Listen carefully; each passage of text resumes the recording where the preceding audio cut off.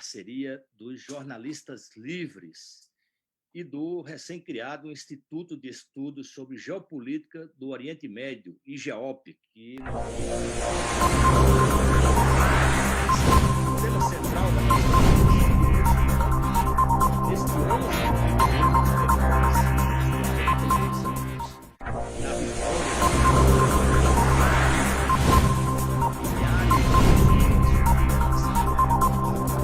Savi Khomeini derrotaram o regime do Shah Reza Pahlavi, pondo fim à dominação do imperialismo e do colonialismo ocidental no país persa. Dominação do imperialismo islâmica e do colonialismo ocidental no país persa. Global, bipolar, a Revolução Islâmica do Irã conseguiu alterar o sistema global bipolar, esse sistema que emergiu depois da Segunda Guerra Mundial, com os dois grandes sistemas que emergiu depois da Segunda Guerra Mundial, Estados Unidos e com os dois grandes blocos que nós conhecemos, os Estados Unidos e a antiga União Soviética. A Revolução Islâmica foi uma revolução de massas popular.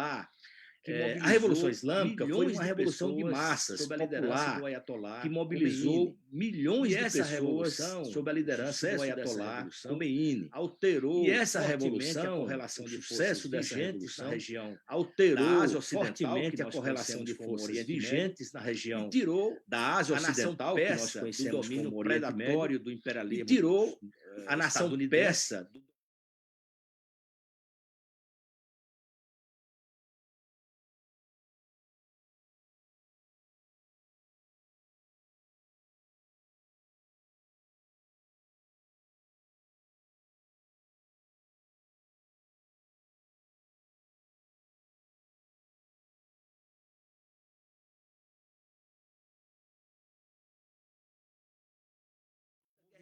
nacionais, bem como outras revoluções surgidas dos movimentos nacionais de libertação, como na Argélia, e alguns países da África e asiáticos também, que francês, e alguns países da África e asiáticos também, que foram submetidos ao colonialismo europeu e se livraram dessas ocupações. Realizar esta apresentação ao vivo de hoje, para dividir comigo realizar esta apresentação ao vivo de hoje, mais uma vez, a nossa para dividir jornalista e a apresentação desses debates, temos mais uma vez a nossa querida a Juliana Medeiros, que é a representante internacionalistas, a Juliana Medeiros, que é boa noite, Juliana, seja bem-vinda mais uma vez. Livres.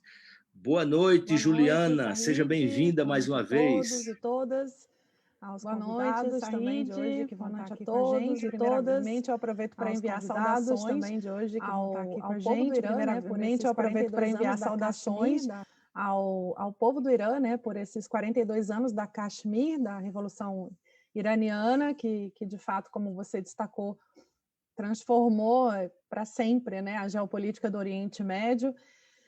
Para conversar com a gente sobre esses temas hoje, falar aí desses fatos que ocorreram a partir de 1979 e esses reflexos na geopolítica da região e da nação persa. Nós temos hoje aqui com a gente dois convidados especiais, o Sheikh Dr. Suhail Assad, teólogo islâmico de nacionalidade argentina, que vive atualmente no Irã, é documentarista, condutor de programas na Spam TV, além de um estudioso e especialista sobre a Revolução Islâmica. E o professor Dr. Marcelo Bussetto, que sempre tem estado com a gente aqui em outras lives e outros temas, doutor em Ciências Sociais pela PUC de São Paulo, com pós-doutorado em Ciências Sociais e Política Internacional pela Unesp de Marília. Ele também é presidente do Instituto de Estudos sobre Geopolítica do Oriente Médio, o IGEOP, que, como disse o Sahid, foi fundado hoje. A gente vai falar mais adiante sobre isso. E enquanto a gente inicia aqui esse debate, a gente pede sempre a todo mundo que está acompanhando a transmissão para compartilhar, ajudar a gente a dar um alcance maior a esses temas. E, além disso, nós vamos estar acompanhando também aí comentários, perguntas, à medida que o tempo permitir, certamente a gente vai aproveitar para acrescentar essas participações e perguntas aqui na nossa live. É com você, Sahid. Perfeito. Vamos compartilhar, pessoal. Quanto mais compartilhamentos, maior será o alcance da nossa transmissão.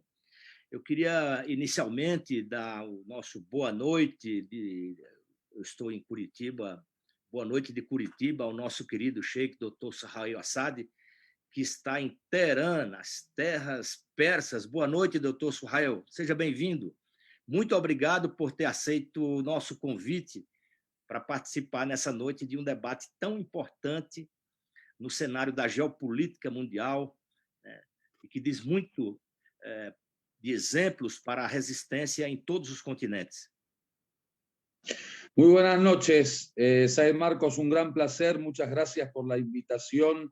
Yo con su permiso voy a hablar en español, pero voy a tratar de hablar despacio para que todos los oyentes entiendan. Un saludo al doctor Marcelo Buceto, un gran amigo, un gran camarada, una camarada y un gran compañero. Del mismo modo, un gran saludo a Juliana, también una gran camarada y jornalista importante, especialmente en los temas que a nosotros nos interesa. Un gran placer poder participar con ustedes y muchísimas gracias por la invitación. Dr. Suhail, desde o triunfo da Revolução Iraniana em 79, os agentes do imperialismo, do sionismo e os wahhabistas da Arábia Saudita, eles tentam desenvolver ações desestabilizadoras contra o Irã, usando uma infinidade de sanções e bloqueios para causar um mal-estar à população e criar um cenário que lhes permita implementar guerras de desestabilização do Irã, né, como já houve várias tentativas. E passados esses 42 anos comemorados hoje, qual o legado da Revolução Islâmica para o povo persa, para a região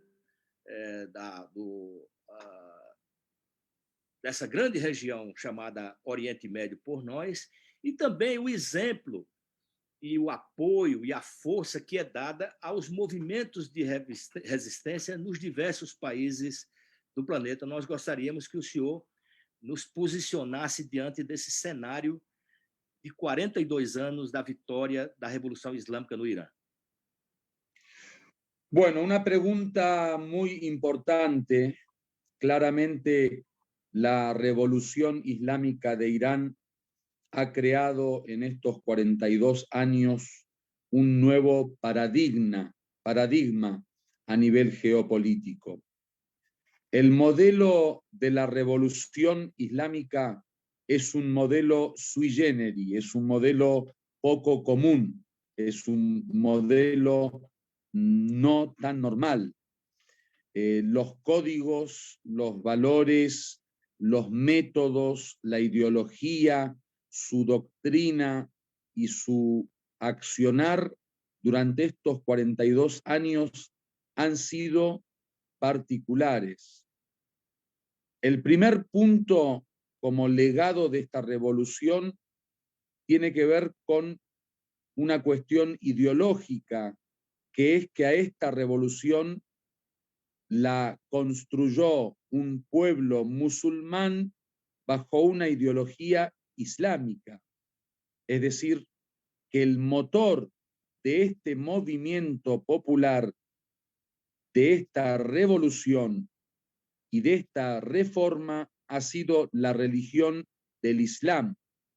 Y eso es muy poco común verlo en otras revoluciones. El segundo punto es que en esta revolución no se comienza con la violencia como herramienta de cambio o de reforma. El pueblo iraní, bajo la comandancia del Imam Khomeini, simplemente han sido víctimas de la violencia y no victimarios. Y ese también es un tema fundamental en la construcción de esta revolución y la posterior forma en que se fue desarrollando a través de los años.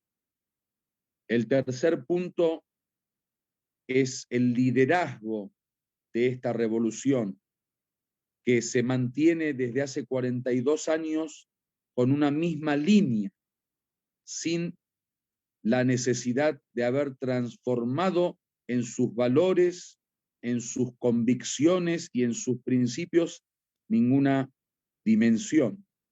Es un liderazgo único que ha sido coherente con sus propios principios desde hace 42 años y han seguido una línea única ideológica durante todos estos años.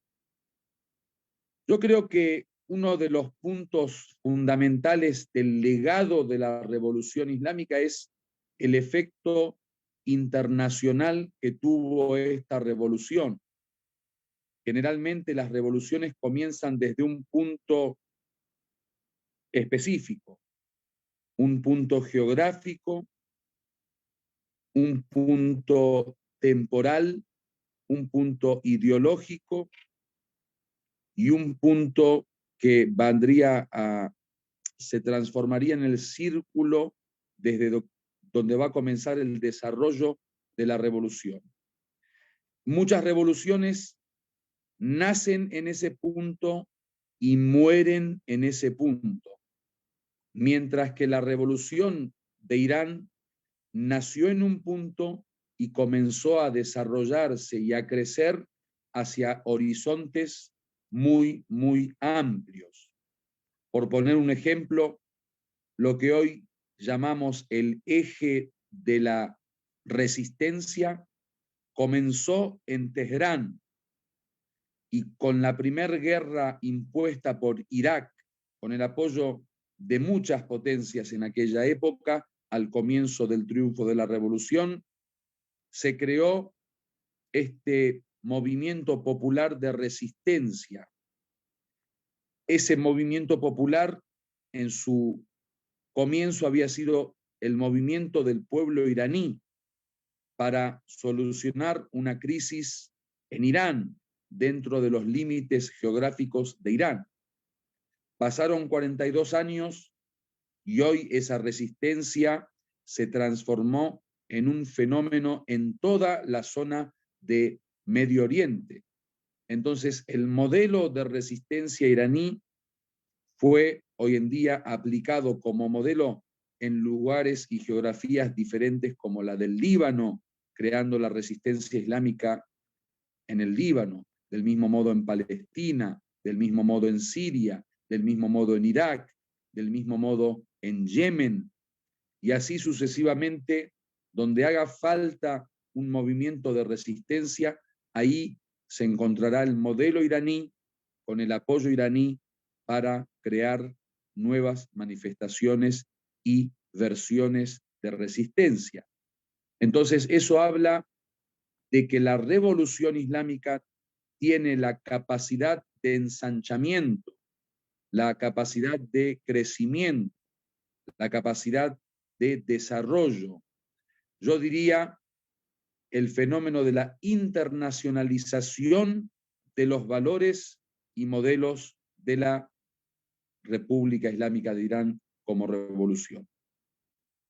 El modelo de la revolución islámica ha inspirado a muchos pueblos no solo en materia de resistencia, sino también en materia de la esperanza de aquellos pueblos que luchan en pro de una causa, sea cual sea esa causa, ya que a través del esfuerzo y la lucha del pueblo iraní se ha logrado la derrota o el derrocamiento de un gobierno poderoso como el del Shah en el año 1979. Y eso crea esperanza en los corazones de los pueblos oprimidos, especialmente en su lucha en contra del imperialismo norteamericano, por ejemplo, o en cualquier tipo de lucha que tenga a la justicia como el lema y el eslogan principal y fundamental. Entonces, para resumir, hoy la República Islámica se ha transformado en un tercer camino, se ha transformado en un camino alternativo, en un camino de independencia ideológica, en donde no hace falta ser de derecha o ser de izquierda para ser resistente, para ser revolucionario. Ese es el nuevo paradigma que crea la revolución islámica. un camino que no depende de un lado y de otro, un camino que es independiente en materia de pensamiento, es independiente en materia de doctrina y es independiente en materia de ideología. Un camino que no solo se establece como una alternativa a nivel teórico, no estamos haciendo academicismo, estamos hablando de una alternativa que fue aplicada a un campo geopolítico determinado y que dio resultados positivos. El Sayed Marcos habló al comienzo que desde el principio de la revolución, la superpotencia y el imperialismo internacional ha intentado luchar en contra de esta revolución, no para debilitarla, sino para destruirla por completo. Pasaron 42 años y muchos de aquellos que intentaron destruir la revolución hoy se encuentran bajo tierra. Irán sigue en pie. Muchos de aquellos que teorizaron la destrucción de la revolución hoy se encuentran durmiendo en forma horizontal, mientras que los ideólogos de la revolución se encuentran parados en forma vertical. Eso habla de que la revolución tiene la capacidad de seguir en pie a pesar de todos los esfuerzos de los miles de enemigos que ha tenido esta revolución a través de estos 42 años. Por lo tanto, creo que el modelo que puede dejar la revolución como legado es un modelo de resistencia, es un modelo de paciencia, un modelo de persistencia y un modelo alternativo como esperanzador para todos aquellos pueblos que creen que la única solución para acabar con la injusticia y la desigualdad o la opresión es la lucha, la lucha, la lucha.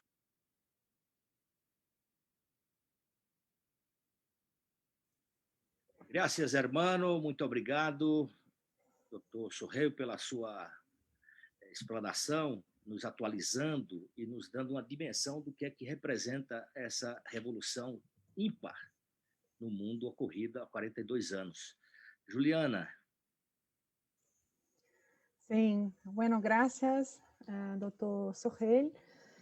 Buenas noches, y yo creo que puedo hacer la pregunta en portugués, ¿verdad?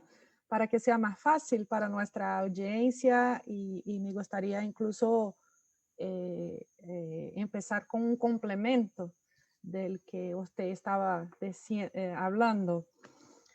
A Revolução Islâmica do Irã, apesar das peculiaridades desse contexto geopolítico em que ela ocorreu e que se desenvolveu nesses últimos anos, é uma das principais fontes de inspiração e de apoio concreto às diversas frentes da resistência anti-imperialista, anticolonial e antisionista no mundo.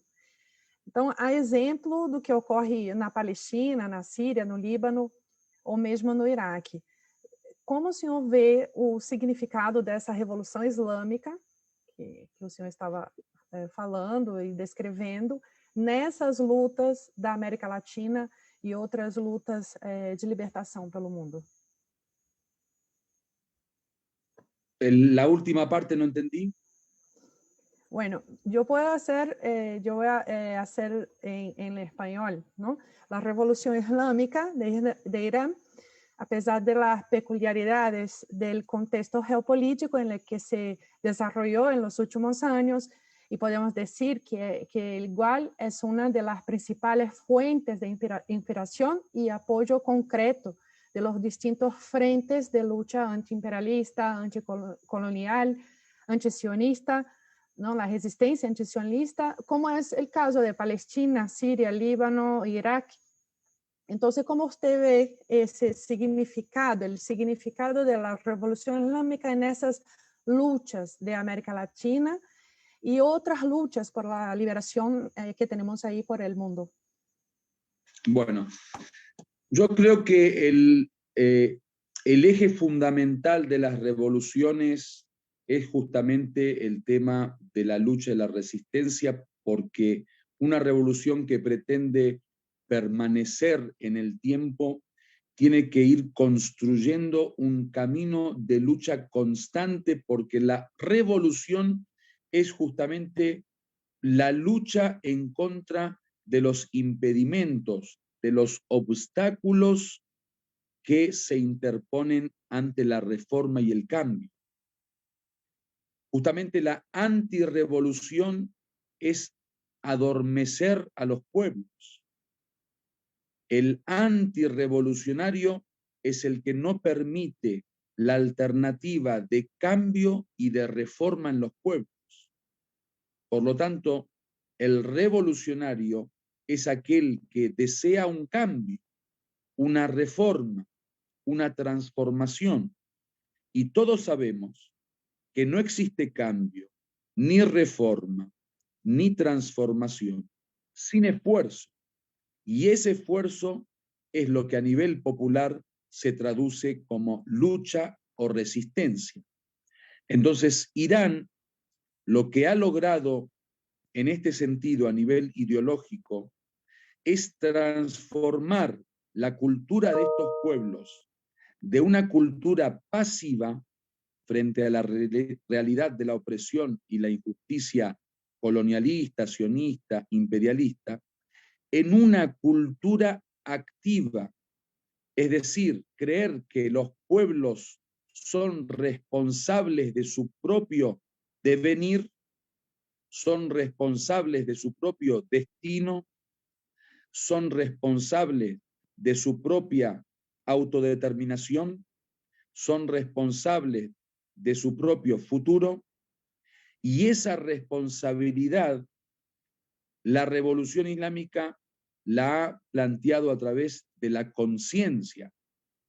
Uno de los puntos fundamentales que la República Islámica de Irán ha presentado como un programa constante en estos 42 años es la concientización de los pueblos en dos cuestiones. El primer punto, la conciencia de uno mismo, de quiénes somos, de cuáles son nuestras obligaciones, de cuáles son nuestras necesidades, de cuáles son nuestros ideales, de cuáles son nuestros objetivos y cuáles son nuestros recursos y posibilidades. El segundo punto, concientizar a los pueblos frente al enemigo, de dar a conocer la realidad de nuestro enemigo, de dar a conocer los proyectos que propone el enemigo en contra nuestra, de dar a conocer la verdadera identidad del enemigo, de dar a conocer los planes del enemigo.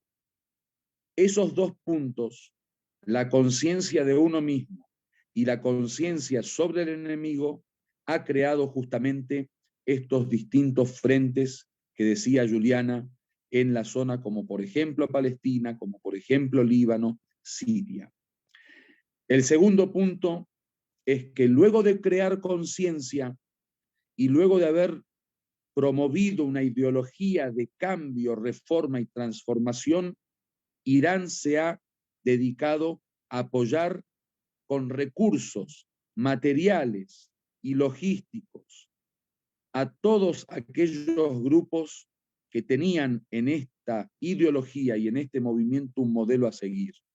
Por lo tanto, desde el primer momento, Irán presentó su predisposición para el apoyo logístico, material, ideológico y en toda dimensión para todo aquel que acepte entrar en el camino de la lucha y el camino de la resistencia y de esa forma poder liberarse de los planes de los enemigos.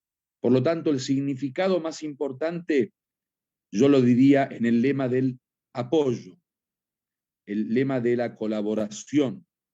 Nosotros como revolucionarios no creemos que la revolución pertenezca a un pueblo en sí, no creemos que la revolución pertenezca a un tiempo en sí, ni creemos que la revolución pertenezca a una geografía en sí.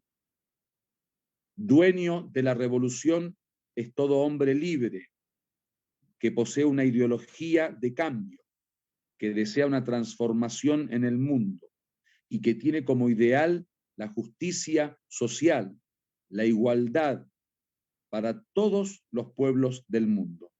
Es por eso que el imam Khomeini dijo: la revolución estará donde se encuentre cualquier oprimido del mundo que haga un llamado a los libres del mundo. Y ahí es donde había planteado la idea de la fundación de un partido político internacional de los oprimidos del mundo. Esa es la internacionalización de este frente de resistencia que comenzó con Irán y fue, obviamente, a través del tiempo desarrollándose en otras geografías y en otras fechas históricas.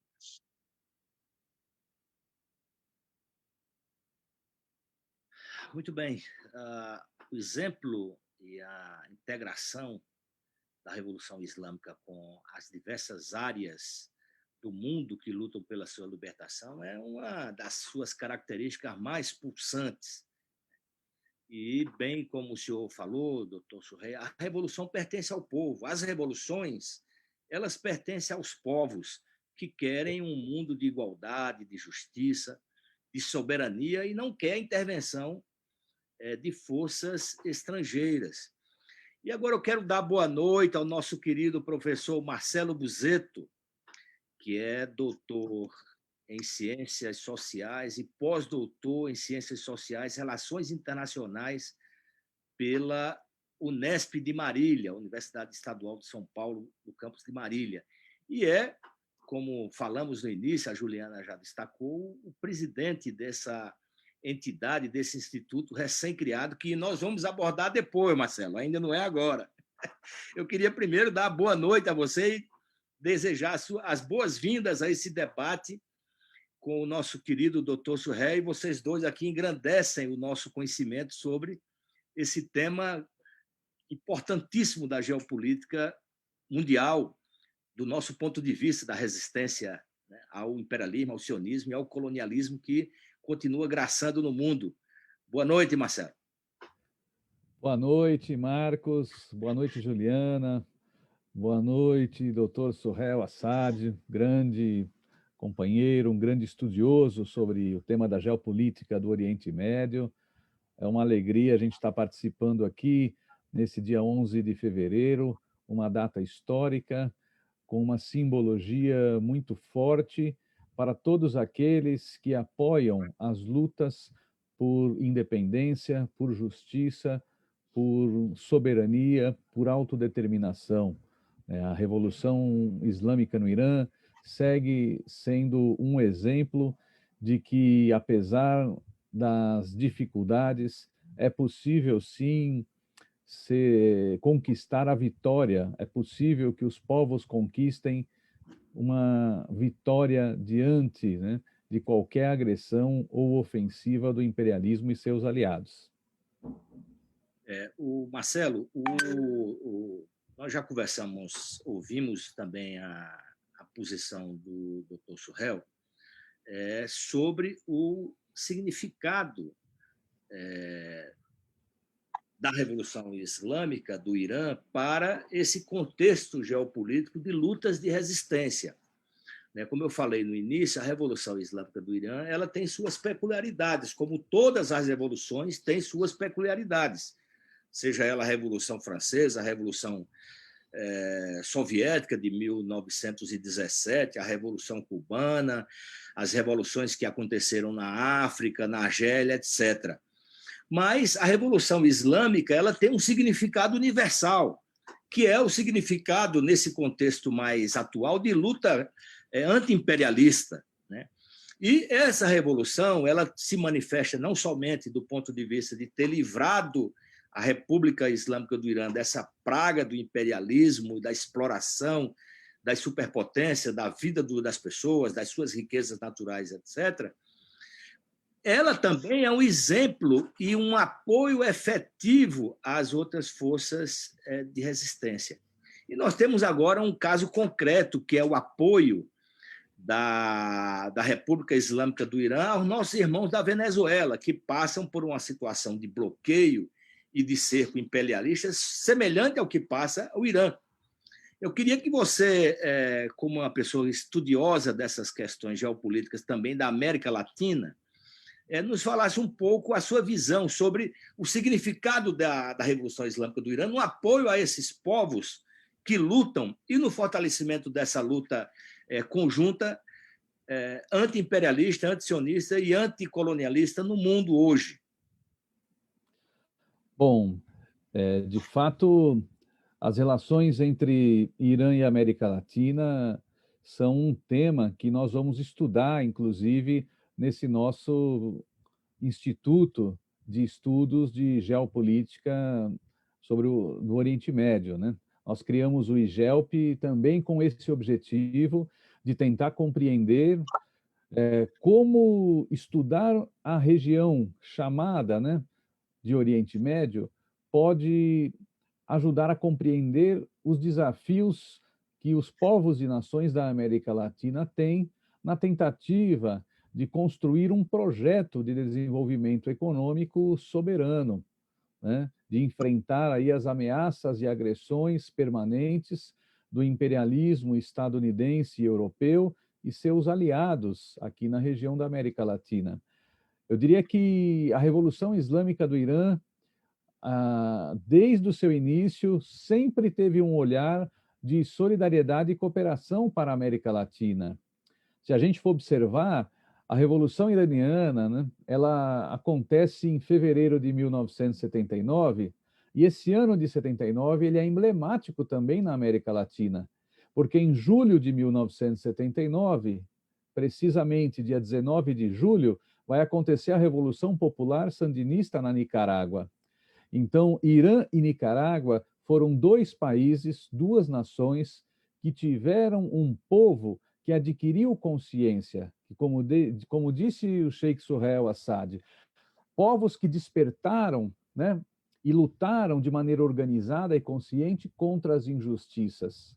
Nicarágua e Irã vivem há 42 anos, né, essa memória importante de duas revoluções que alteraram a correlação de forças na política internacional. Então, desde o início, a Revolução Iraniana sempre buscou se solidarizar com a Revolução Sandinista, porque viu que ali também tinha um povo que se rebelava contra a dominação do imperialismo. Então, é muito importante a gente recuperar, e eu diria que vale a pena estudar, pesquisar e a gente até desenvolver algum tipo de estudo, publicar textos, né, recuperando essa história de cooperação do Irã com a América Latina, olhando para o caso da Nicarágua, porque foram revoluções que aconteceram no mesmo período. Então, o contexto de 1979 foi um contexto de rebeliões populares anti-imperialistas. Acho que tem uma semelhança muito importante com a Nicarágua e com o Irã, porque, como o Sheikh Suhail disse, uma revolução verdadeira, autêntica, ela só existe se existe uma participação ativa, consciente e organizada do seu povo, de amplas massas populares. Porque quem faz uma revolução vitoriosa não é só um grupo de líderes. É importante uma liderança, é importante ter uma vanguarda política, uma ideologia, um programa, mas se essas ideias, se esses valores, se essa teoria não consegue chegar ao povo e o povo não se apropria dessas ideias, desses valores, então é impossível uma revolução ser vitoriosa. E tanto no Irã como na Nicarágua, o que a gente viu foi uma participação muito ativa, consciente e organizada de milhares de pessoas. A outra semelhança que eu vejo é como a religião se tornou um instrumento de resistência, tanto no Irã como na Nicarágua. A Revolução Sandinista foi muito influenciada pela teologia da libertação, um cristianismo popular revolucionário. E a Revolução Islâmica do Irã, né, o próprio nome já diz, Revolução Islâmica, né? Então, as teorias, os valores do Islã xiita foi muito importante. Eu acho que tem uma relação, né, muito forte do ponto de vista cultural de usar a religião como um instrumento de luta na libertação do povo.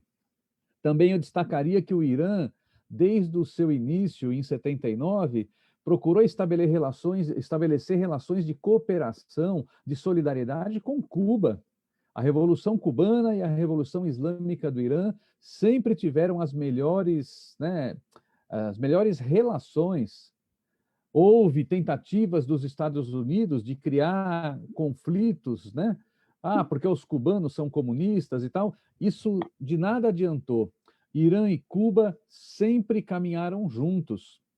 Caminharam juntos dentro do movimento dos países não alinhados, caminharam juntos em acordos de cooperação, em compartilhar, né, processos de desenvolvimento científico, tecnológico, em realizar intercâmbio acadêmico, cultural.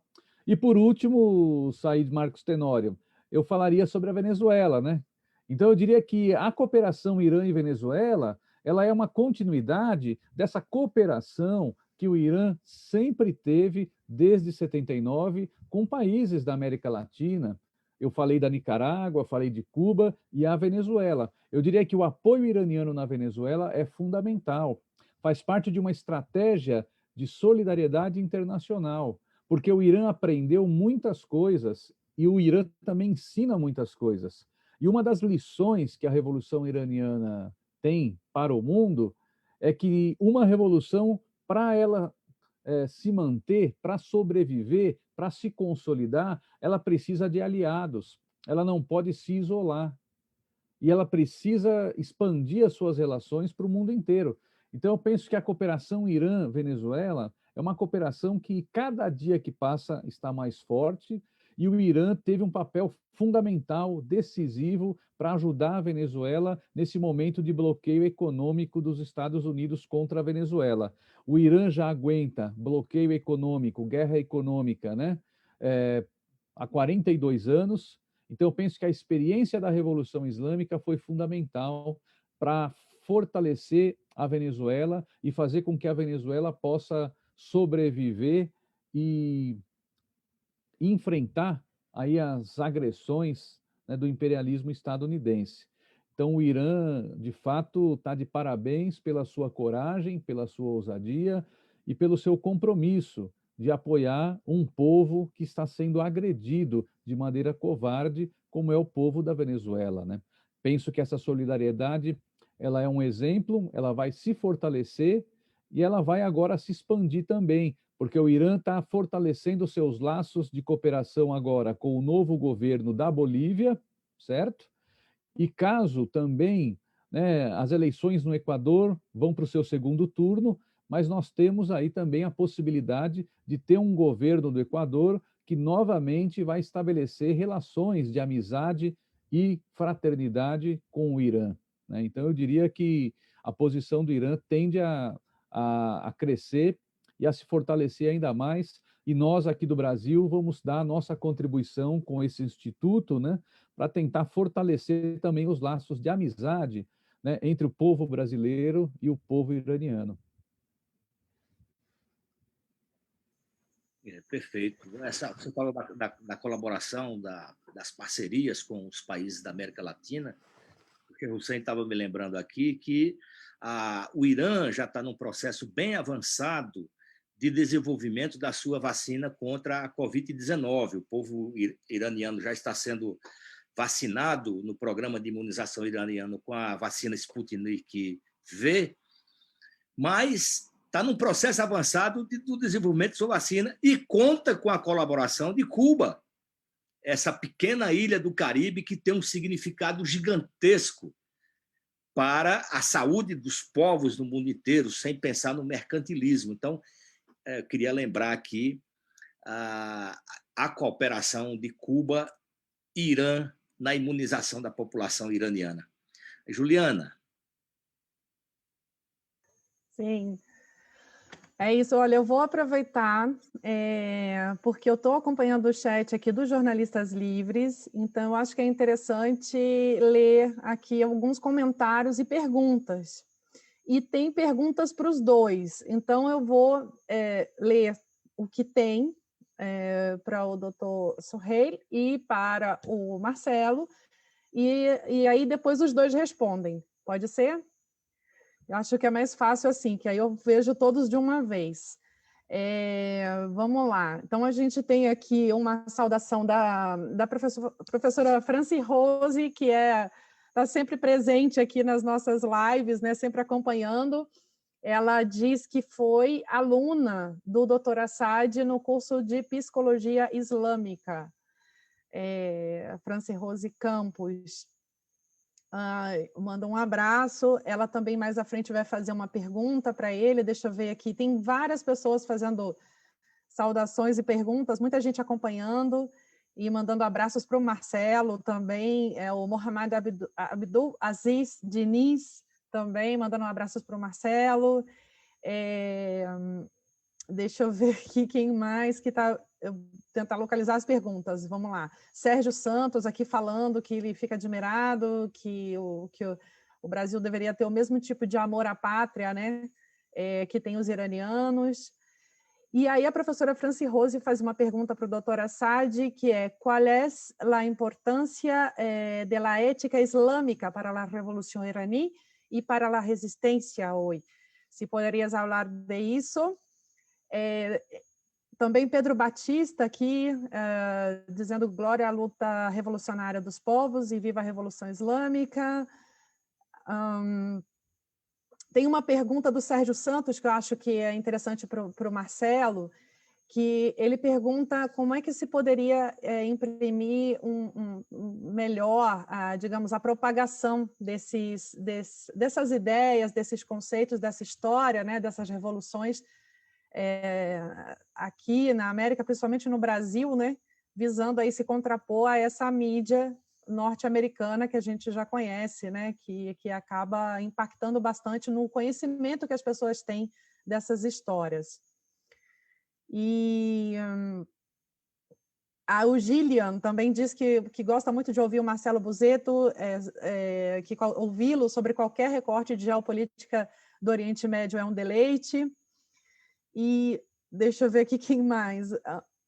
Aí tem uma pessoa falando, o Marcelo Buzetto estava falando sobre a cooperação entre alguns países, e o Karim Said disse que o Irã ajudou o Brasil também, e ele pergunta por que você não falou sobre isso só porque foi no governo militar. Então, acho que também, Marcelo, você pode responder aí a ele. E a professora Franci Rose faz complementa mais alguma coisa aqui, acho que para o Dr. Assad. Os fundamentos islâmicos se basam em la justicia, esto es independiente de la tradición. Ser musulmán es resistir la opresión, la violencia, el colonialismo, que es la ética, y es por eso que el Dr. Assad enfatizó que no se trata de una cuestión de derecha o de izquierda, sino de tradición islámica. Bom, a gente tem aqui vários comentários, senão a gente não vai conseguir... E o Karim também pergunta, que eu acho que é interessante também, até complementando, Marcelo, esse comentário que ele fez, ele pergunta quais são as relações entre Brasil e Irã na época do governo militar. Então, eu acho que vale a pena a gente responder, né, esses comentários.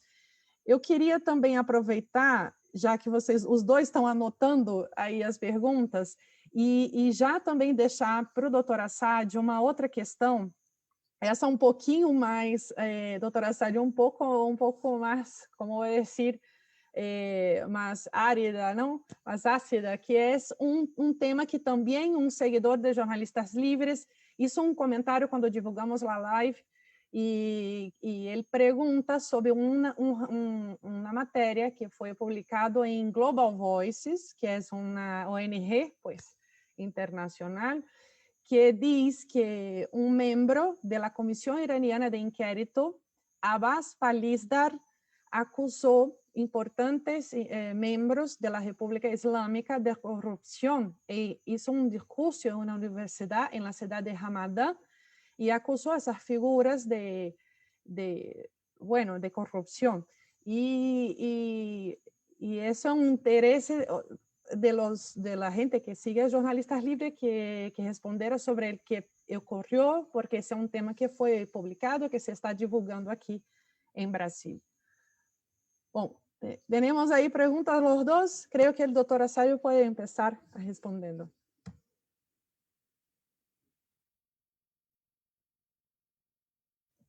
¿El micrófono? Sí, te agradezco mucho, Juliana, las preguntas y le agradezco también al público todas sus aclaraciones y sus cuestiones, sus posturas. Sobre la pregunta de la ética islámica, digamos, y qué importancia tiene la ética islámica en materia de resistencia, digamos, y en este sistema de revolución, obviamente nosotros consideramos que la ética islámica es aquel grupo de enseñanzas basadas en valores y principios humanos antes que religiosos. O sea, la ética islámica se llama islámica porque está dentro del corpus legal del Islam, pero no significa que la ética islámica sea particular del Islam. La ética islámica no es más que todos aquellos valores de la propia humanidad. El humano como ser humano tiene ciertos valores y principios que llamamos ética. Entonces, la ética islámica no está separada o no es independiente de los valores humanos intrínsecos en el ser humano. Ese es el primer punto. La importancia de la ética es justamente la importancia que tiene en la resistencia toda aquella enseñanza que fortalece el movimiento de los revolucionarios. O sea, la ética es la que permite que los revolucionarios entiendan significados como la persistencia, como el resistir, como la necesidad del esfuerzo, como la lucha, como el no debilitarse. El ser revolucionario para lograr la victoria tiene que tener un corazón fuerte, tiene que tener fortaleza, tiene que tener valentía, tiene que tener reflexión constante, tiene que tener conciencia. Entonces, la ética islámica sería el background del revolucionario a nivel interno.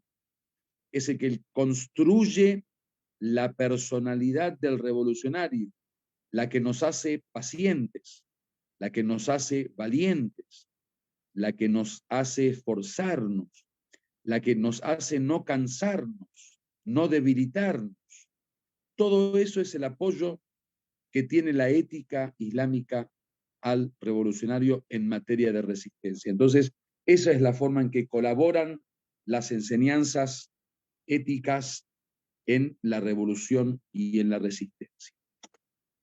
Con respecto a tu última pregunta, Juliana, sobre los casos de corrupción, obviamente yo no leí este artículo de esta persona sobre este caso particular, pero déjame tocar un tema importante sobre la corrupción para tampoco idealizar mucho a la revolución y decir que al fin y al cabo la República Islámica de Irán y la revolución iraní está compuesta por seres humanos. Dentro de la humanidad de estos revolucionarios, uno no puede negar esa dimensión oscura o esas debilidades de muchos hombres.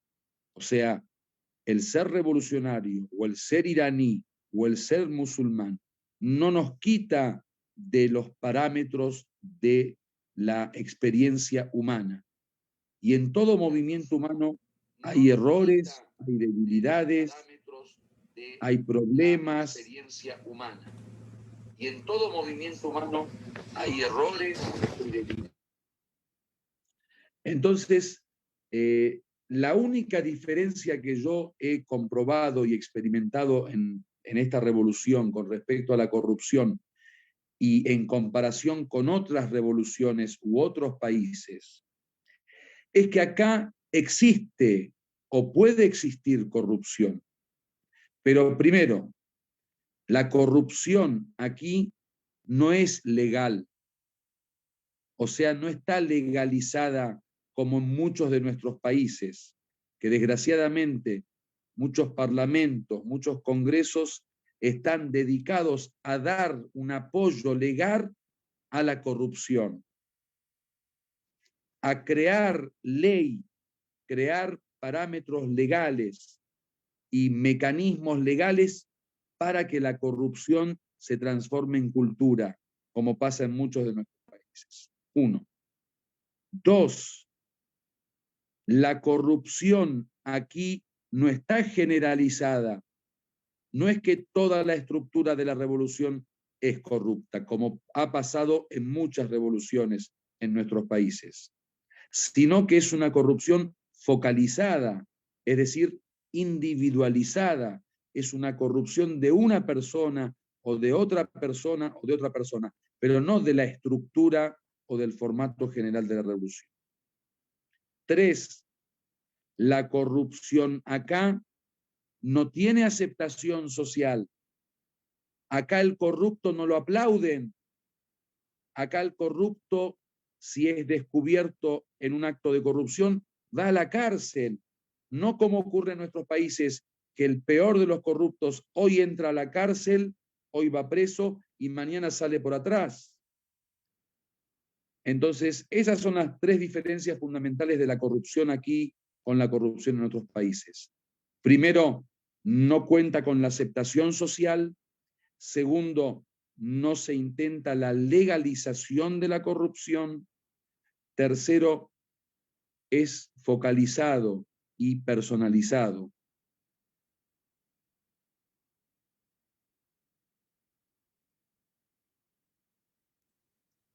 Bueno, gracias, doutor Assad. Creio que o Marcelo já voltou, conseguiu voltar. Acho que pode também já responder as perguntas que a gente passou para ele. Muito bem. Em relação ao Sérgio, né, a propagação histórica, né, veja, nós temos vários instrumentos. Estão me ouvindo? Sim, temos vários perfeito. instrumentos para difusão de ideias contra-hegemônicas. De fato, a mídia empresarial, a mídia corporativa empresarial, os meios de comunicação de massa controlados por grandes empresas representam os interesses do grande capital nacional e internacional. Então, de fato, o imperialismo estadunidense e europeu, ele tem aqui suas redes de comunicação. Então, eles fazem uma guerra cultural, uma guerra, né, contra países como Irã, como Venezuela, como Cuba. Então, nós precisamos criar meios de comunicação alternativos. Jornalistas livres é uma ferramenta, por exemplo. Agora estamos criando o Instituto, né, de Estudos sobre Geopolítica do Oriente Médio.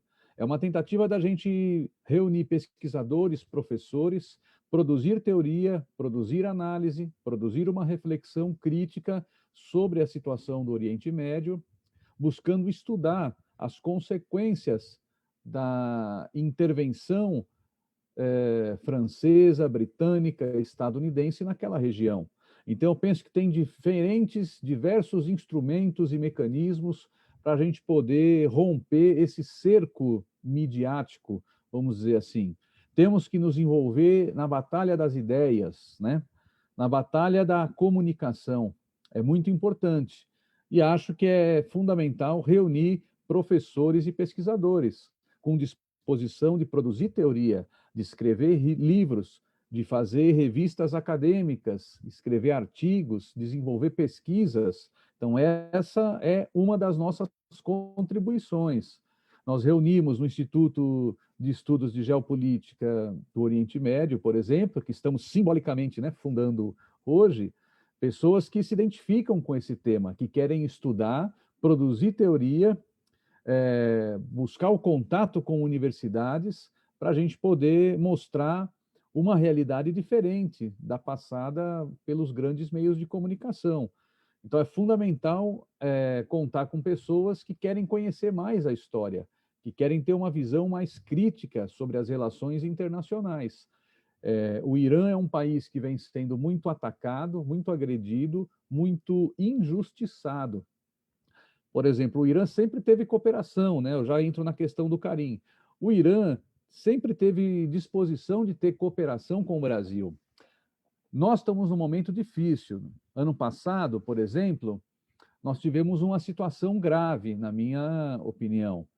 O Irã tem relações de cooperação com o Brasil. A Revolução Islâmica, ela manteve uma posição de cooperação com o Brasil. A política externa do Irã sempre foi uma política externa independente. No interesse nacional do povo iraniano, o governo iraniano da Revolução Islâmica sempre quis manter as melhores relações de cooperação econômica, política, diplomática com todos os países do mundo. O Irã nunca quis romper relações com os países. O que o Irã quer, sempre quis, é que as nações que queiram ter relações diplomáticas e comerciais com o Irã respeitem a sua soberania, respeitem a decisão soberana do seu povo de construir o seu próprio caminho de desenvolvimento econômico. O Irã nas relações comerciais com o Brasil. Esse princípio também orientou as relações comerciais com o Brasil. Então, o Irã, em 79, quando tem a Revolução Islâmica, o Irã era um parceiro do Brasil antes. A Revolução Iraniana, apesar do governo brasileiro ser um aliado dos Estados Unidos na política internacional, na Guerra Fria, a Revolução Iraniana manteve relações de cooperação com o Brasil. Manteve uma política externa de cooperação e continuou exportando para o Brasil. Ano passado, por exemplo, nós tivemos uma situação grave, né? O Irã exporta ureia para o Brasil e chegaram aqui no Brasil navios iranianos, trouxeram ureia, que atende aos interesses do agronegócio brasileiro, e 2 navios iranianos foram carregados com milho brasileiro. Um navio tinha 48 mil toneladas de milho e outro navio iraniano e comprou milho. E aí o Irã queria comprar combustível da empresa estatal de petróleo, a Petrobras.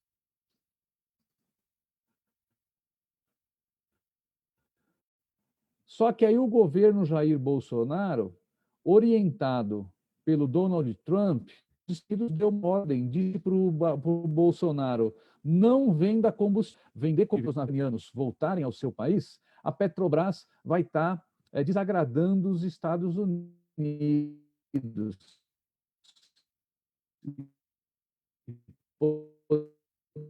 Poderá sofrer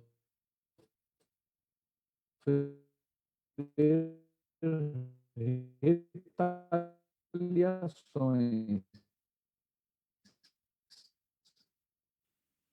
Bom, nós estamos com um problema na conexão do Marcelo. Eles tiveram que entrar com uma ação judicial para que o goleiro pudesse navios para poder estar. Agora, esse tipo de... Já estão ouvindo agora? Alô? Alô, estão... Está ao vivo, está sim. Alô, sai de...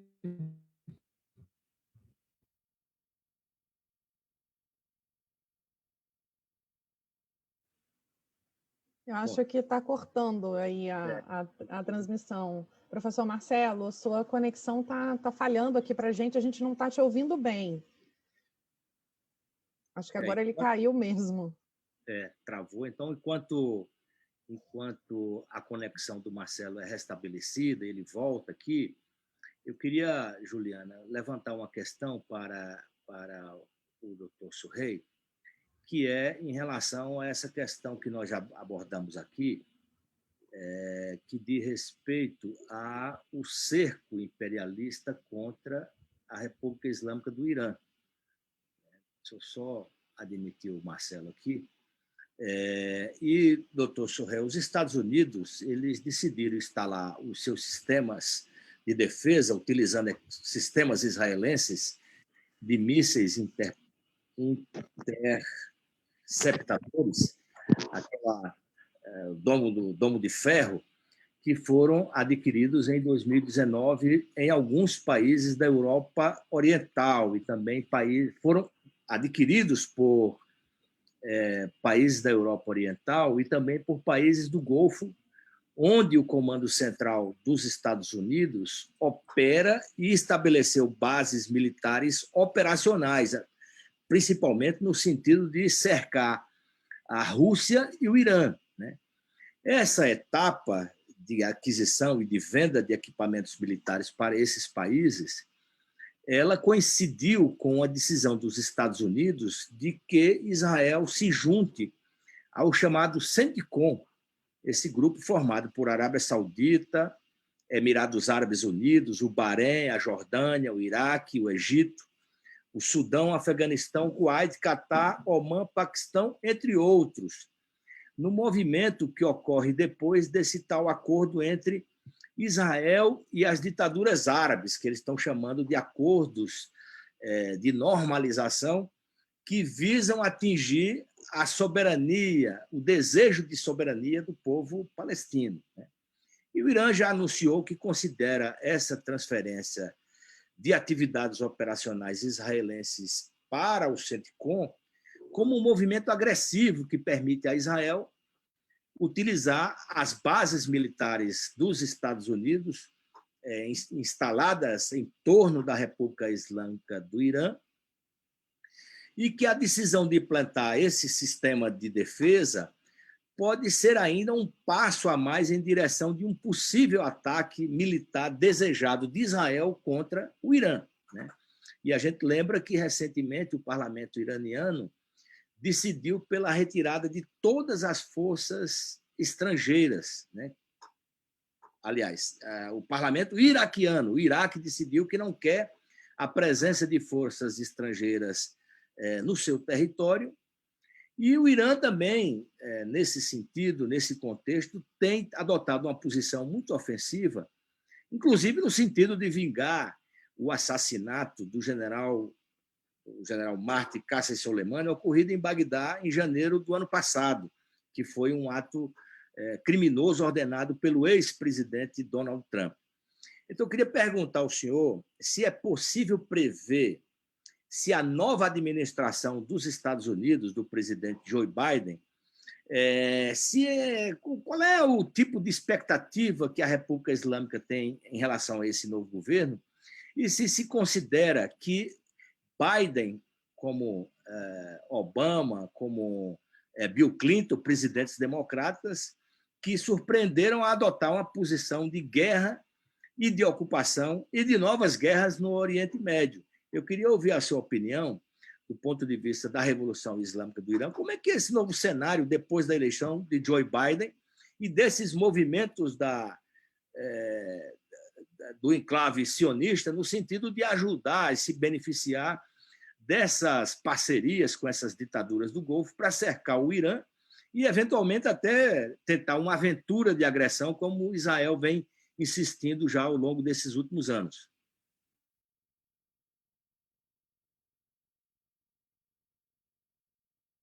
El micrófono.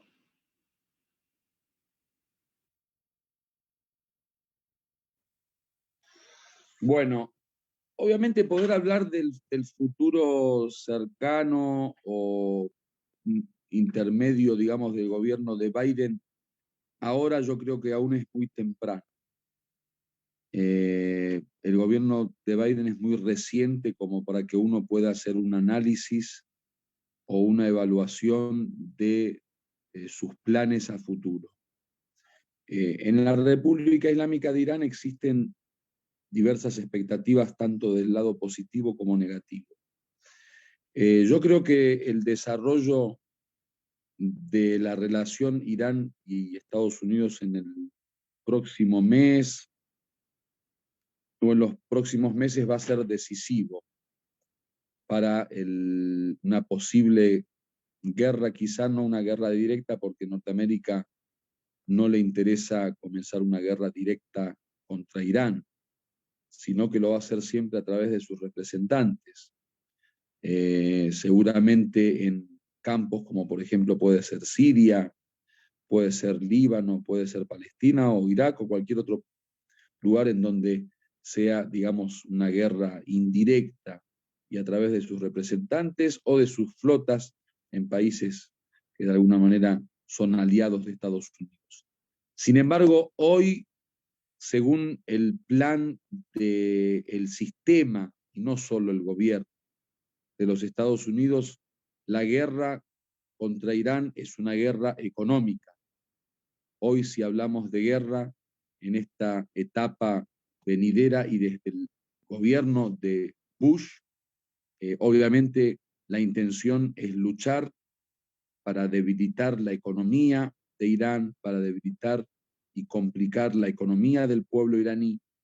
Entonces, la carta o la tarjeta que hoy maneja Estados Unidos es netamente de índole económico. Hoy la idea es acabar con la economía del eje de la resistencia, por eso vemos que ha creado un nuevo escenario económico tanto para el Líbano como para Siria, como para Irán y para Irak.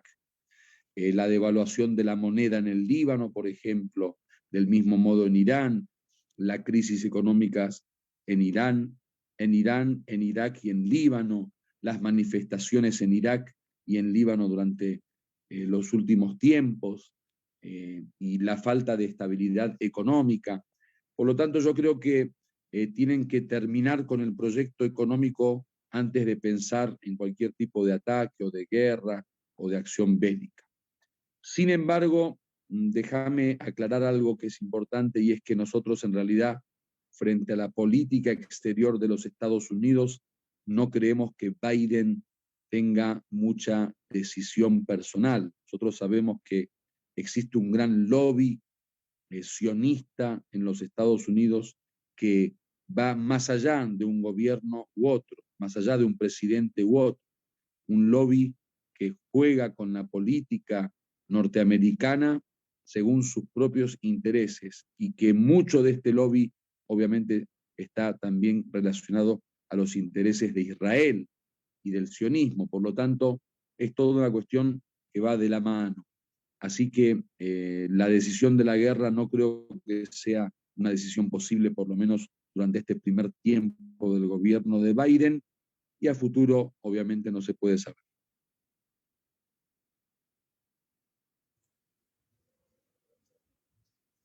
Eu queria perguntar, graças, doutora Assad, queria saber se o Marcelo, o professor Marcelo, quer complementar. Ele estava falando com a gente, respondendo as perguntas, e a conexão dele caiu, e acho que vale tentar retomar da onde ele, para ele poder concluir, verdade? Oi, está me ouvindo agora, Juliana? Estão me ouvindo sim. bem? Não, então, eu estava falando sobre o Brasil, né? Talvez só complementar que o Brasil sempre, o Irã sempre manteve uma relação de cooperação com o Brasil desde 79, antes de 79, e continuou. Eu diria que, apesar do Brasil ser apesar do Brasil, naquela época, em 1979, o governo da ditadura empresarial militar, ou militar empresarial, né, melhor dizendo, o governo da ditadura militar empresarial, em 1979, já tinha adotado um certo pragmatismo na sua política externa. Então, já era um governo que estava numa ditadura em crise, o Brasil numa grave crise econômica, e havia um setor, né, de militares que estavam no governo que tinham uma opinião de que o Brasil deveria manter relações de cooperação com todos os países, desde que fosse no interesse nacional brasileiro. Já nessa época, o Brasil tinha restabelecido relações com a União Soviética, tinha reconhecido a independência das ex-colônias portuguesas em Angola, Moçambique, Cabo Verde, Guiné-Bissau. O Brasil estava numa política externa de estabelecer relações com todos os países. Então, o Brasil manteve relações. O Irã sempre foi um parceiro comercial do Brasil. O Irã só teve problema na relação do Brasil com o governo Bolsonaro. Então, desde 79 para cá, o Irã vendeu e comprou produtos para o Brasil. A Revolução Islâmica do Irã buscou manter relações de cooperação. A questão é que, pela primeira vez, nós tivemos, o ano passado, uma situação de conflito com o Irã, mas uma situação que foi criada pelo governo do Jair Bolsonaro, que é um governo completamente submisso aos interesses, né, do sionismo e do imperialismo. Principalmente estava submisso aos interesses do Donald Trump, né? Então é isso que eu estava dizendo para complementar aquela pergunta que havia sido feita pelo Karim, né? O Irã mantém relações com qualquer país do mundo que queira manter relações de cooperação, de amizade, independente da posição política e ideológica do governo, seja de direita, de esquerda e tal. O Irã, pelo que a gente tem observado, quer manter boas relações, né, uma diplomacia baseada no respeito mútuo, na soberania, no reconhecimento da soberania e na cooperação. Era isso. Obrigado, Juliana. Beleza, Marcelo. Obrigado pelas suas respostas. E eu quero aqui, Juliana, aproveitar para pedir que as pessoas continuem compartilhando essa transmissão. Eu vejo aqui que já temos mais de 200 compartilhamentos, o que é um sintoma muito positivo do alcance dessa transmissão. E quanto mais pessoas tiverem acesso a essas informações, a gente ajuda a acabar com esse cerco dessa mídia ocidental hegemônica que demoniza as nações soberanas, aquelas nações que realizam revoluções para se livrar da exploração do imperialismo, do sionismo, do colonialismo. E o exemplo da Revolução Islâmica do Irã está presente em todos os cantos do mundo, porque, como bem tem demonstrado o professor Marcelo e o doutor Sohail, é de um significado gigantesco que a gente está aprendendo aqui através da colaboração dos dois. Eu quero também, Juliana, aqui registrar algumas mensagens, como a do Mohamed Abdulaziz Diniz, que diz que em 2020 o Brasil deixou de arrecadar quase 10 bilhões de reais,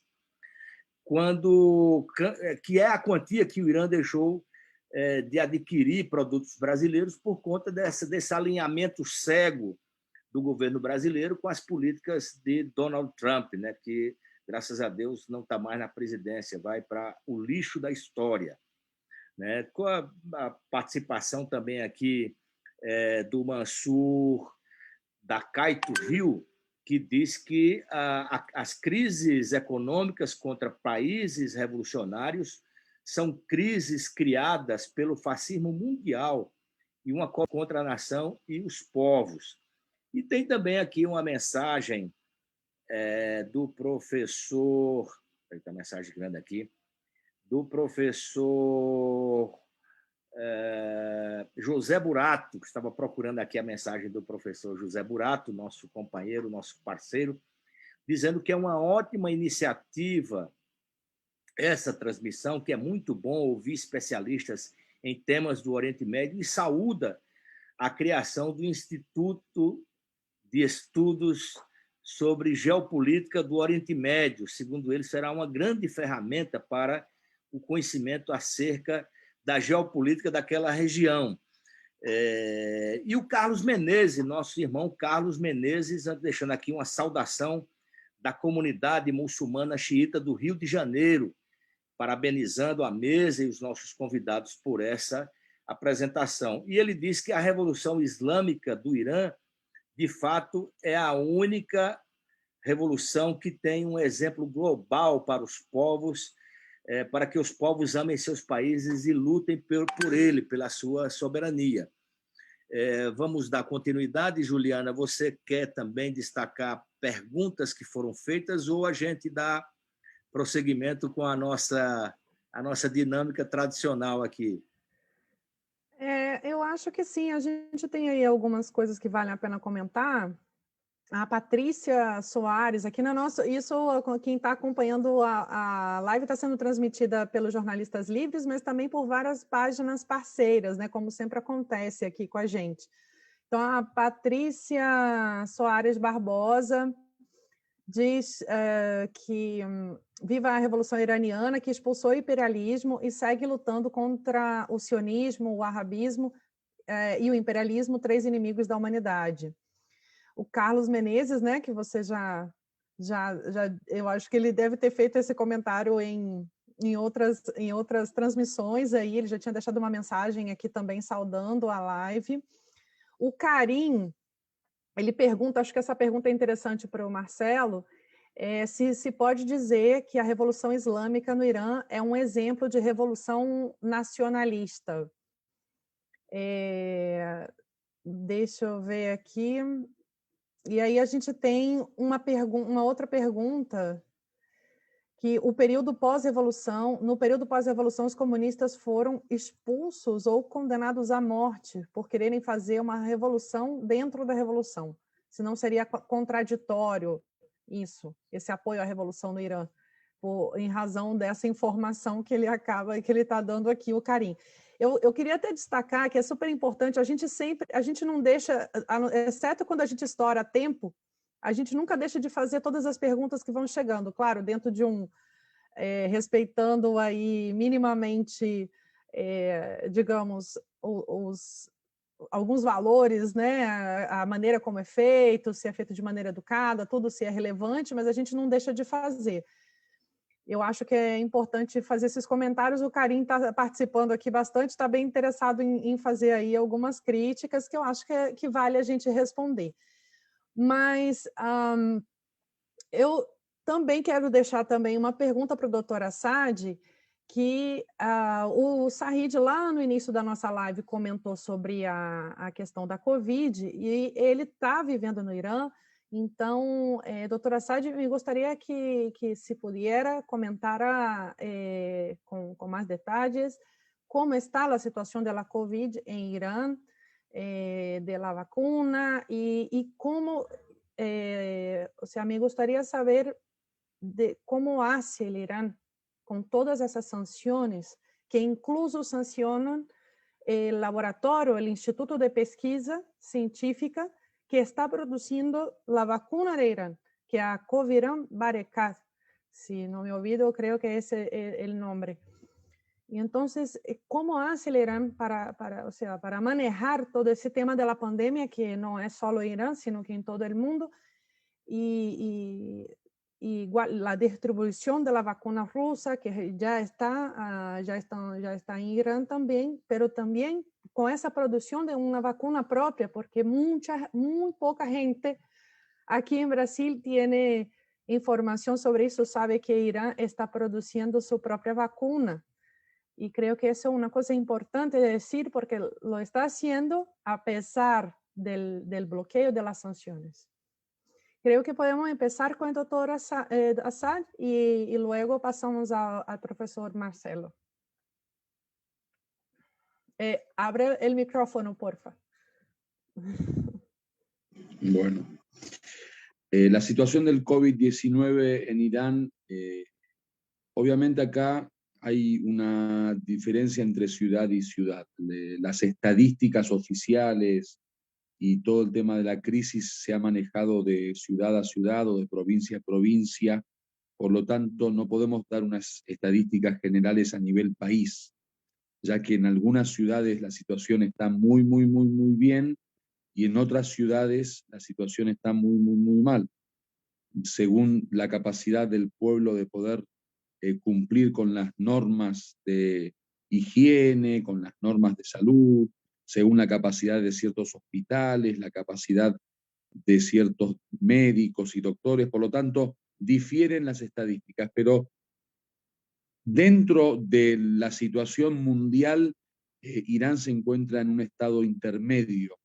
No podríamos decir que está en un estado de alerta roja, como muchos países, ni tampoco en un estado totalmente pasivo sin problemas. No, es un punto intermedio entre los países de grandes dificultades y grandes crisis y los países de menos crisis.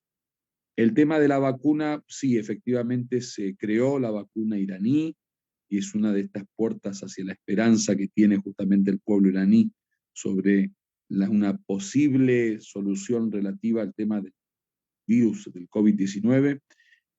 ¿Cómo hace con las sanciones? Yo tendría que explicar un tema fundamental con respecto a las sanciones, y es que en realidad Irán ha sufrido estas sanciones no en los últimos tiempos, sino que desde hace 42 años. O sea, las sanciones a Irán comenzaron exactamente con el triunfo de la revolución. No son nuevas, no son algo que aparece como un nuevo fenómeno. Entonces, Irán, por un lado, se ha acostumbrado a las sanciones, se ha acostumbrado al bloqueo, y por otro lado, ha logrado durante estos 42 años crear soluciones alternativas. Quizá no tenga la facilidad que tienen los países normales a nivel relaciones internacionales, a nivel monedas, a nivel banca, a nivel intercambio comercial. Sin embargo, se las rebusca como para poder lograr soluciones alternativas a través de caminos terceros, como puede ser, por ejemplo, la colaboración de ciertos aliados, como es el caso de Rusia o el caso de China. Del mismo modo, con respecto al tema de las vacunas, el líder de la revolución, el Said Jamenei, ha dicho en su último discurso de que no confiamos en la vacuna norteamericana, por lo tanto ha prohibido la entrada de la vacuna norteamericana, inglesa, y ha dado, digamos, luz verde a la entrada de vacunas como la rusa, por ejemplo. Por lo tanto, la idea será de desarrollar un programa de vacuna que parte de ella será importada de países como, por ejemplo, Rusia, y otra parte será la vacuna nacional, que hoy ya se está desarrollando de una forma bastante interesante para que en los próximos meses seamos testigos de una posible, digamos, transformación de esta situación para mejoría de la cuestión de la enfermedad y del virus. Pero en general, obviamente, Irán se sabe manejar muy bien ante las presiones, los bloqueos y las sanciones, porque dije justamente que llevan 42 años de experiencia y antecedentes frente a las sanciones. A mí, que me ha tocado viajar a países que también están sancionados, como por ejemplo lo es Cuba, en la comparación realmente uno se da cuenta de que Irán tiene ciertas posibilidades que otros países no tienen. Realmente Irán sabe de qué forma administrar el tema de las sanciones y no verse afectado mucho, o que por lo menos el pueblo no se vea afectado en ese sentido.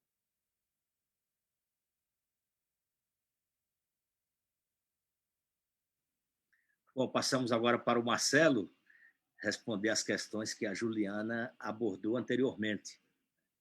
Marcelo, muito bem. Queria destacar uma pergunta de uma pessoa, do Karim, porque existe um mito muito grande a respeito da perseguição, de uma suposta perseguição da Revolução Islâmica às outras correntes de opinião, como, por exemplo, os comunistas. Essa semana mesmo, pessoas me questionaram, no meu caso, que sou comunista, muçulmano e apoiador da Revolução Islâmica, como é que eu fico nesse meio quando a Revolução Islâmica mata comunista? E a gente sabe qual a origem dessa informação, né? Ou qual foi o papel que algumas pessoas cumpriram no processo pós-revolucionário e que depois virou uma peça de propaganda do imperialismo contra a Revolução Islâmica. Eu queria que você acrescentasse também essa questão no tema que você vai tratar agora, nos temas que você vai tratar agora. Bom, de fato, a Revolução Islâmica, ela foi uma revolução, como o Karim pergunta, ela foi uma revolução nacionalista. A Revolução Islâmica foi um movimento popular, democrático, patriótico, anti-imperialista. Então, os comunistas, diferentes organizações e correntes do movimento comunista estavam presentes.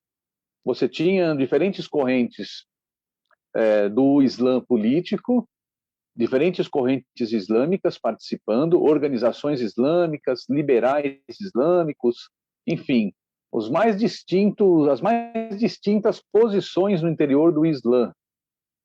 E você tinha também diferentes posições entre os comunistas. Os comunistas no Irã sempre tiveram uma presença muito forte no interior da classe operária. O Irã é um país que, desde o início do século XX, com a sua industrialização, desenvolveu uma classe operária razoavelmente importante, e os comunistas faziam um trabalho, né, de organização desses setores operários e também com um trabalho entre camponeses, pobres no Irã. Também os comunistas ganharam força após a Revolução de 1917, né, porque com a criação da União das Repúblicas Socialistas Soviéticas, né, aquele movimento revolucionário se expandiu, chegou até as fronteiras e dentro do Irã. Então, os comunistas construíram poderosas organizações de massa, partidos políticos, né, organizações político-militares, e tiveram um papel importante na Revolução de 79.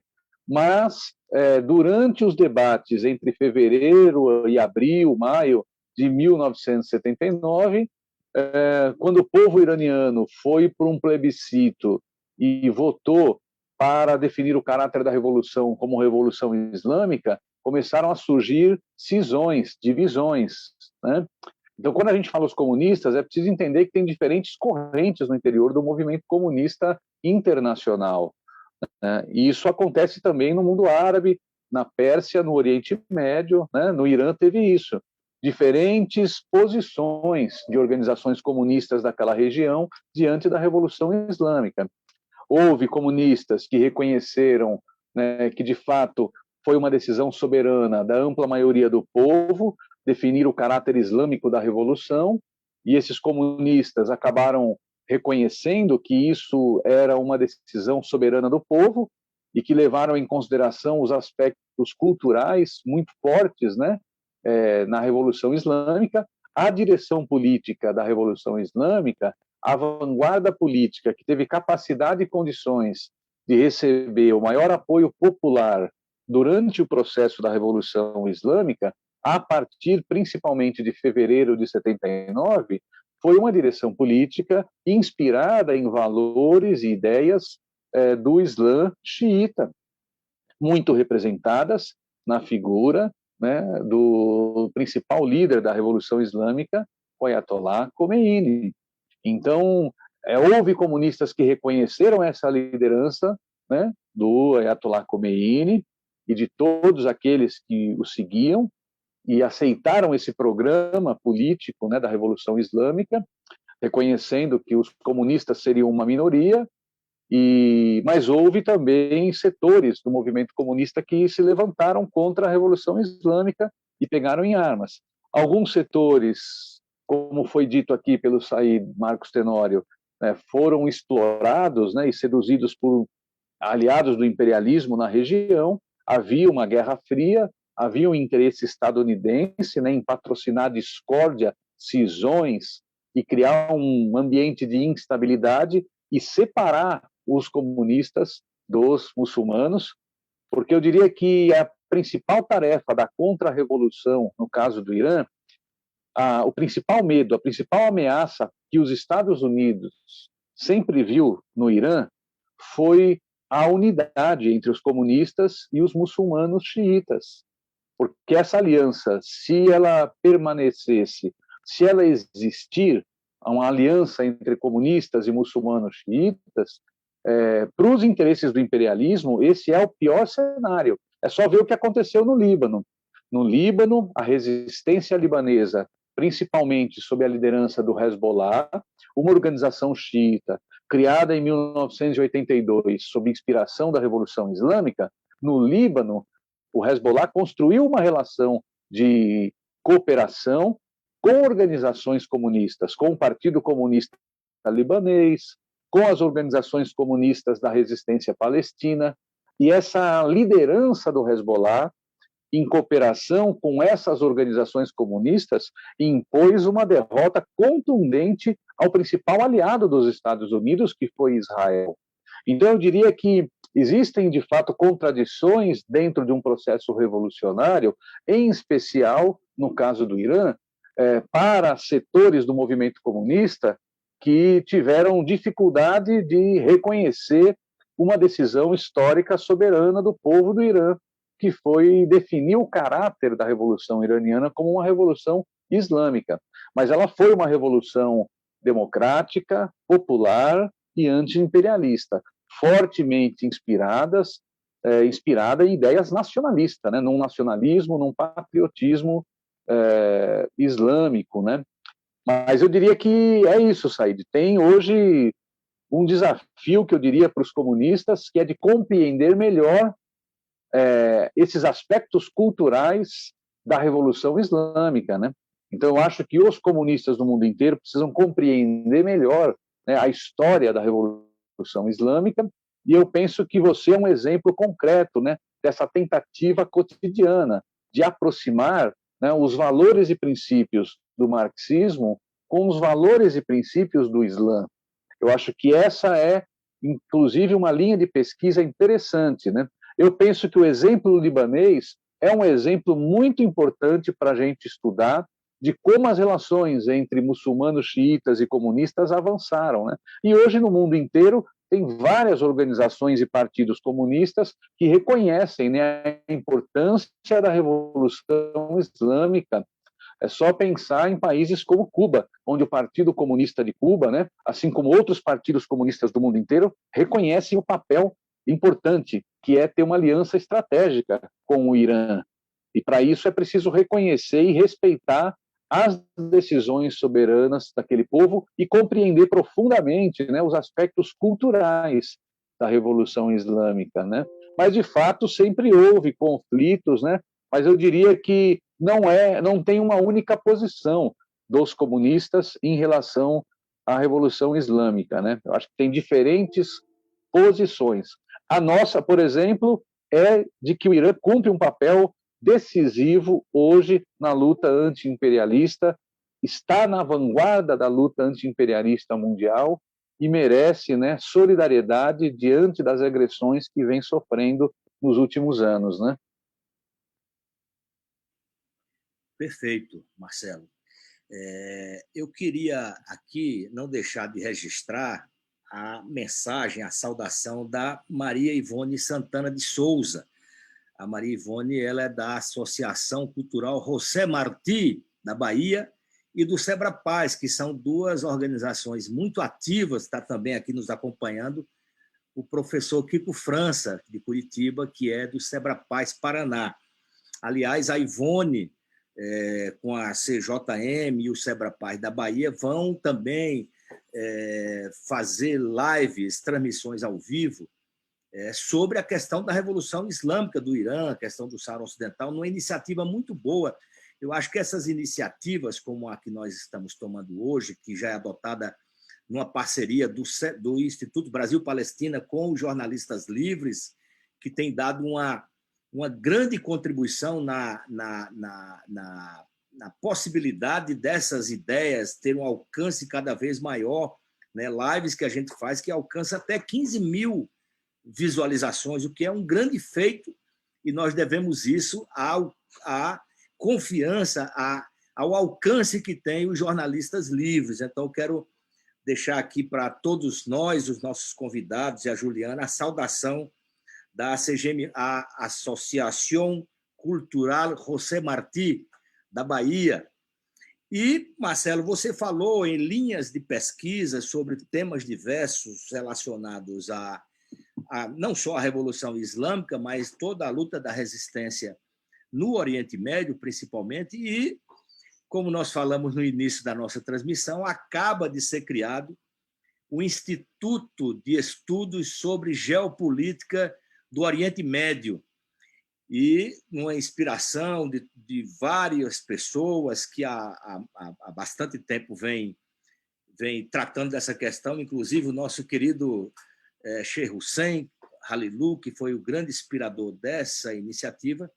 E eu queria que, antes da gente finalizar a nossa transmissão e ouvir mais uma vez as considerações finais do Dr. Sohail Assad, que você falasse sobre o que é esse instituto, a que se propõe e que importância pretende se dar a essa nova organização nesse cenário de estudos da geopolítica do Oriente Médio em particular, mas sem esquecer das conexões que tem a luta da resistência no Oriente Médio com as outras áreas do planeta que também lutam contra o imperialismo, o sionismo e o colonialismo, esse neocolonialismo que alguns países ainda exercem, principalmente na África, com a ocupação do Marrocos no Saara Ocidental. Muito bem. Então, o nosso Instituto de Estudos sobre Geopolítica do Oriente Médio, ele é uma iniciativa coletiva, conjunta, como você disse, né, muita inspiração aí do nosso querido amigo Sheikh Hussein Halilo, que há 2 anos a gente vem conversando sobre a necessidade da existência no Brasil de um instituto de pesquisa que reúna estudantes, professores, pesquisadores, ativistas, né, que se interessam em estudar o tema imperialismo e relações internacionais, especialmente tendo como foco principal o chamado Oriente Médio. Essa é uma expressão que nós temos uma posição crítica, porque sabemos que quem criou a expressão Oriente Médio, assim como a própria expressão geopolítica, foram pensadores, né, e representantes do imperialismo europeu, né, principalmente no caso da expressão Oriente Médio, o imperialismo britânico e francês, a partir dos acordos de Sykes-Picot, em 1916. É que para o Brasil, para os brasileiros, é mais fácil entender. Quando falamos Oriente Médio, é mais fácil para o público brasileiro compreender. Mas nós queremos desenvolver pesquisas em parceria com universidades, com núcleos de pesquisa, com centros de pesquisa, né, com o objetivo de desenvolver, recuperar, estudar a teoria do imperialismo, estudar os autores, pensadores clássicos da teoria do imperialismo, estudar os pensadores contemporâneos que atualizaram a teoria do imperialismo e também estudar pensadores e pesquisadores de vários países, né, do Oriente Médio. Também temos interesse e vamos tomar iniciativas de desenvolver intercâmbio cultural e acadêmico com universidades de países como o Irã, né? Então, é uma iniciativa que começa oficialmente hoje, né, com essa live, nesse lançamento aqui, com a presença brilhante do nosso amigo Sheikh Suhail Assad, e esse instituto pensa em ser um instrumento de difusão do pensamento anti-imperialista, de produção teórica, de reflexão, de análise, de debate. Então, nós temos uma diretoria, temos também um conselho acadêmico, né? E vamos, nos próximos dias, organizar o nosso planejamento e fazer várias atividades, né, ao longo desse ano de 2021. Então, pedimos para que todos e todas fiquem atentos e nos ajudem aí a divulgar e participem das atividades do nosso Instituto de Estudos de Geopolítica do Oriente Médio, né?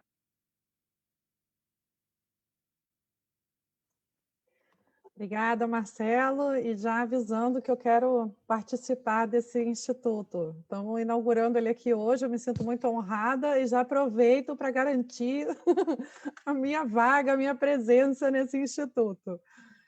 Tenho bastante interesse nesses temas e acho que é uma coisa super importante aí, e um momento também aí, olha, quem tiver interesse, logo certamente o Instituto vai ter suas páginas, suas redes sociais aí com mais informações. Então, o pessoal que está assistindo aí, que está acompanhando pelos Jornalistas Livres, fiquem atentos para poder, quem tem interesse, né, nesses temas da geopolítica do Oriente Médio, é uma oportunidade certamente imperdível mesmo.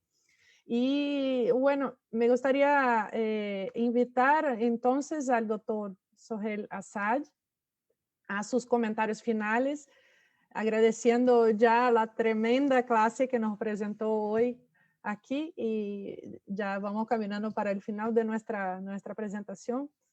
Le invito a hacer sus consideraciones finales. Bueno, te agradezco mucho, Juliana, te agradezco también, Marcelo, por tus explicaciones y también, Said Marcos Tenorio, por toda esta, digamos, dirección de la reunión, y agradezco también a toda la gente que nos sigue y que nos escuchó hasta este momento. Yo simplemente agradecerles por esta nueva iniciativa, especialmente la fundación de este Instituto de Investigación y Estudios Geopolíticos sobre la situación de Medio Oriente, y comentarles que pronto viajaré a Brasil justamente para poder unirme a vuestro proyecto como representante de esta parte del mundo, ya que ayer me comentaron sobre la fundación de este nuevo instituto y me pidieron que pueda participar activamente como parte, si ustedes me permiten, con vuestro permiso, de este proyecto que me gustaría colaborar. Así que pronto nos estaremos viendo en Brasil seguramente para poder continuar con esto. Con respecto al tema de hoy, creo que hay mucho trabajo por hacer. Aquellas personas que desean justamente tener un conocimiento y una conciencia más profunda sobre esta revolución, creo que es importante este tipo de encuentro, este tipo de intercambio de experiencias. Hay una necesidad de que todos los revolucionarios del mundo tengan, en primer lugar, la posibilidad de conocerse mutuamente, en segundo lugar, de poder investigar sobre las distintas revoluciones y procesos de levantamientos populares de una forma académica, seria, precisa y científica. Creo que es necesario acrecentar la capacidad de análisis geopolítico en nuestros pueblos, y creo que es necesario también levantar el nivel de la conciencia de los pueblos para poder lograr una unión de objetivos, una unión de caminos y finalmente una unión de victoria. Así que muchísimas gracias y un gran placer. Los saludo desde Teherán. Un fuerte abrazo para todos y hasta la próxima. Muchas gracias, doctor Assad.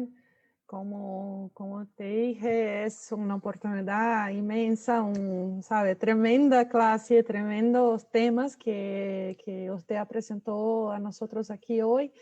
Una oportunidad muy grande para nuestro público que no está acostumbrado con esos temas, de verdad que no, aquí en nuestro país.